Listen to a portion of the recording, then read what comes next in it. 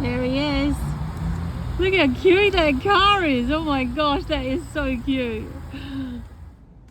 G'day, my name's Brett and I just imported a new Suzuki Carry, and the whole idea of this video is to tell you how much it cost.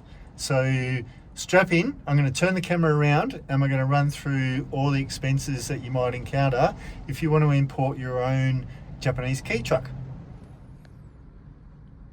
Okay, so when you import a Kei Truck, probably the first thing you're going to do is you're going to talk to an import agent.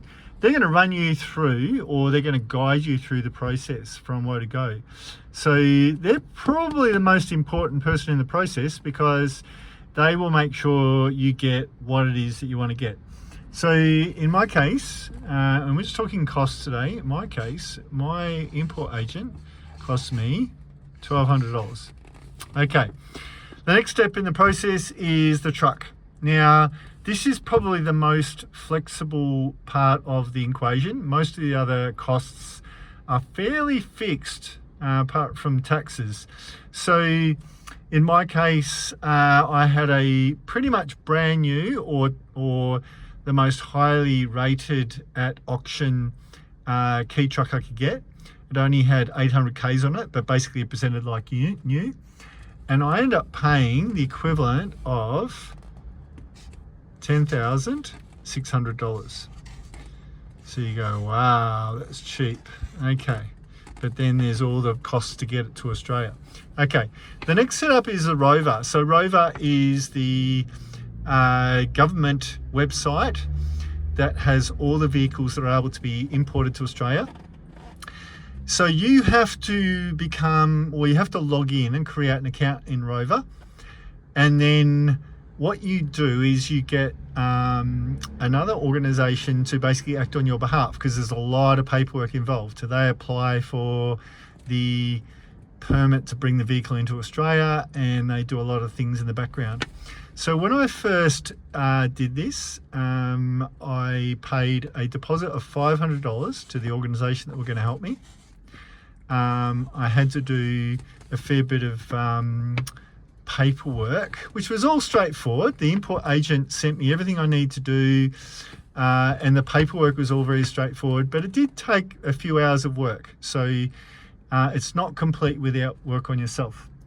Okay, the next big chunk of money that you're going to need to spend is shipping. So this is actually just to get the vehicle onto a ship and get it to Australia. So in my case, it was $2,500. And that's coming to Perth from Japan.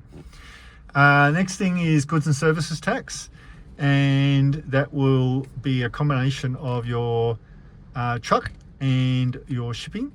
So you'll see that I end up paying $1,318 in taxes.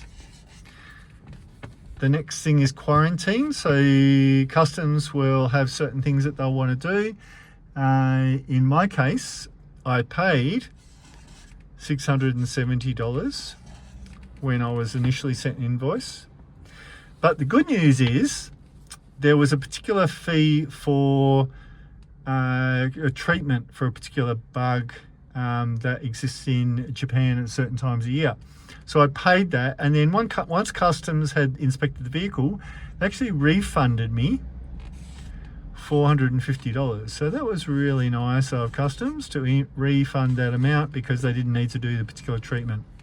So what did that? It ended up costing me $120 for the quarantine side of things.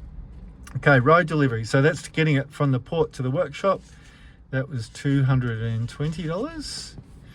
Next thing is compliance. So this is actually part of the initial. So the Rover setup was $500. It's the same organization also did the compliance. So I paid the balance of a $2,000 fee. So that was $1,500. So that's to go to a workshop that goes through all the Australian regulations and ticks it all off and puts a compliance plate on the vehicle.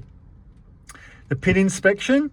So I decided that I wanted the compliance workshop to take the vehicle over the pits.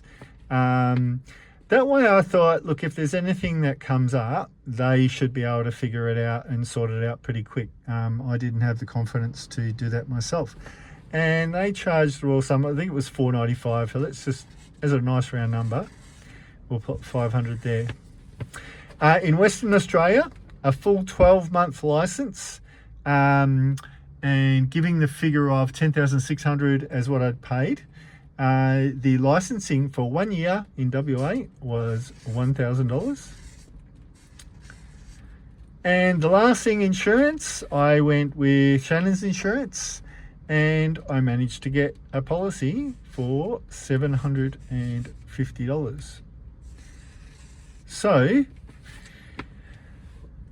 that is all that it cost me. So you'll see, if you add all that up, you come to a grand total of what is it? I think it was $20,300, something like that. You can add it up. Actually, I think it's slightly less than that. But anyway, that's what it costs. You can see, looking at the top, the actual truck cost.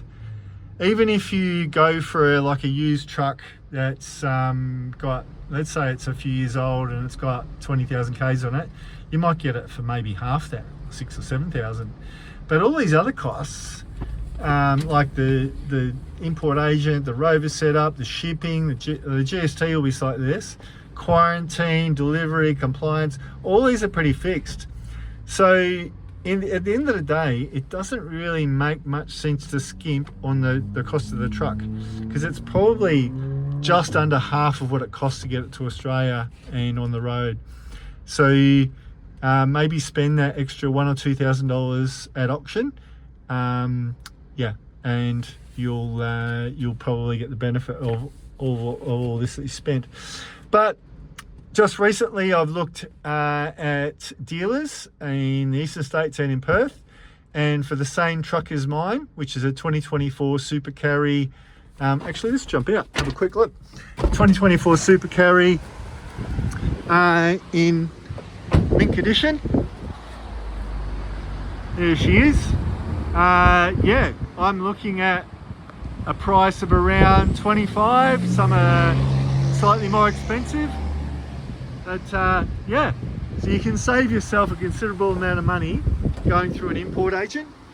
I'm going to do a much more detailed sort of timeline of